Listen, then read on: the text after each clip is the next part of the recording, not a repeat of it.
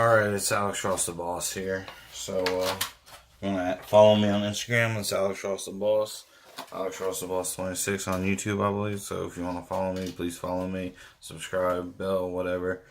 Anything helps. Like I said, I'm brand new at this. We're going to be trying some different video formats, different equipment. And we're going to get this right. We've made one video so far. There's some things I really didn't like about it. And that was the Master Hyperion Structure Deck, Lost Sanctuary.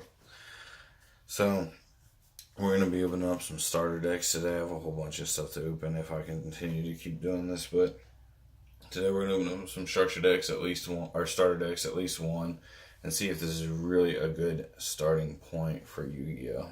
Or to get into the game.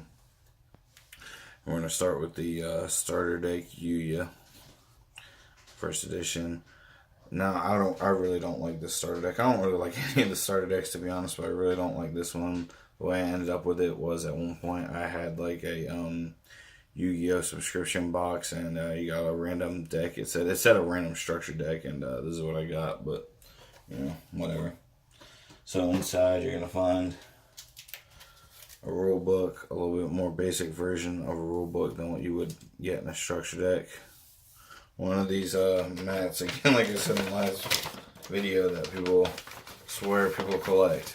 I've never met anyone that says they collect them, but I've met people that swear there are people that collect these. So if you collect these, let me know. Maybe I'll send you some. And it's got the, it's hard to see, but it's got the, it's got Yu-Gioh on it, and the Perform Power Corvette Joker, I believe his name is. See, I even forgot the main card's name. But here we go. Here's the starter deck. Let's see if it's any good, or even a good starting point.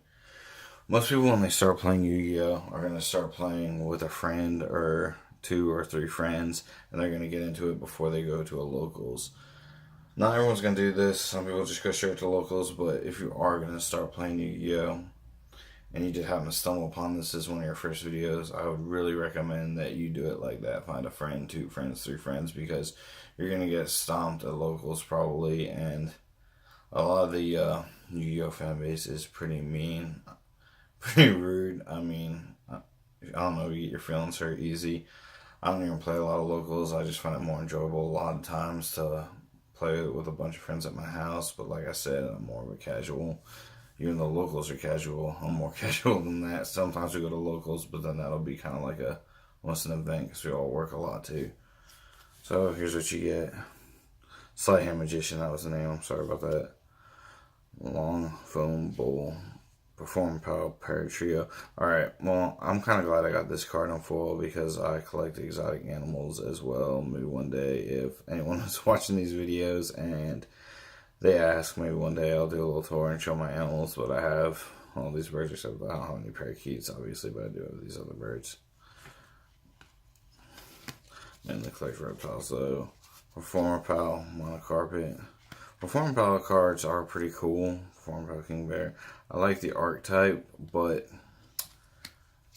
after they hit Monkey Board, they kind of just died out, and that structure deck is almost impossible to find still now. I have not seen one anywhere. If I find one, I'll pick one up and open it. Maybe I'll show you guys what at one time they were, but Performer Pals are not really good anymore, and it's kind of a shame. Pendulum Reborn, Chaos Burst, Threatening Roar. I guess, like I said, on super duper casual level, playing with your friends, you might use that card. Draining Shield, Ceasefire, Wall of Disruption, Perform Pal Pinch Helper, Perform Pal Showdown, Backup Rider, Burden of the Mighty. So you can kind of see like the really loose strategy they're going for with this deck. It doesn't even really come with a strategy guide with this deck, because there's not much of a strategy. Like here an Axe, Lightning Vortex, the poor man's Argaki. I mean, it's not, people are probably going to hate on me for saying this, because yeah, you discard one card and it kind of hurts your card economy, but I guess in some decks, maybe this isn't the worst card in the world, but I mean, it's not really good. Draw Muscle, Hippo Carnival, Small World, Perform Project, Dramatic Theater, Giant Rat. He's been in every deck since the dawn of time. Dragon, not deck people made, but like structure decks. I don't like Dragon Dozer, Pitch Black Warwolf, Beast King, Barbaros, Gene Warped Warwolf, Volcal's Cannon, Archery and Eccentric. I like the art of that card. Foreign Pal Hip Hippo. You know, at one time I thought this card was going to be good for some reason because I think it's in back when they did deluxe editions and Duelist Alliance, I believe. Somehow I ended up with a ton of these in foil. So I thought they were going to be good because it was like foil and a promo, but no. Foreign Pal Second Donkey, Foreign Pal Jamarla, Time Gazer Magician. These cards came foil in the those super starters that came with the pack.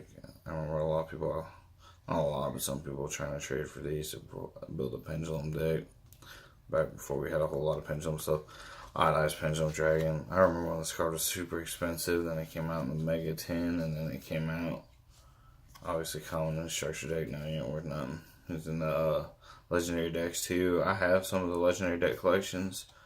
I'll open them on here if I ever get some views or something maybe. Foreign Pal Teeter Totter Hopper, Foreign Pal Swim Cobra, Book of Moon, Mystical Space Typhoon. At one time, this was a really good staple. This might have been the very, very end of when MST was played, but now you got like, you know, Galaxy Cyclone and all that, and Twin Twisters. There's no reason for MST anymore, sadly, but it was a good card for a really, really long time. Raigeki Break, Dark Bribe. It's kind of a staple-esque card too. Again, if you're playing with a group of your friends, it's a cheaper alternative to the already cheap Solemn cards. Hippo Tokens. But yeah, like I said, if you were gonna start out and just with a small group of friends, I still wouldn't recommend this deck because there's better starter deck options, and I feel like the reasoning behind a lot of starter decks is to basically teach you how to use a mechanic or the mechanic at the time. I guess it kind of does that with the Perform Pal cards, but doesn't do anything that great. And as far as staple S cards you need to build other decks, to build good decks, I mean, Book of Moon is okay, MST is okay, Raigeki Break is almost okay, Dark Bribe, I guess it's kind of okay, but other than that, you're not getting a lot in this deck. I really wouldn't recommend this deck.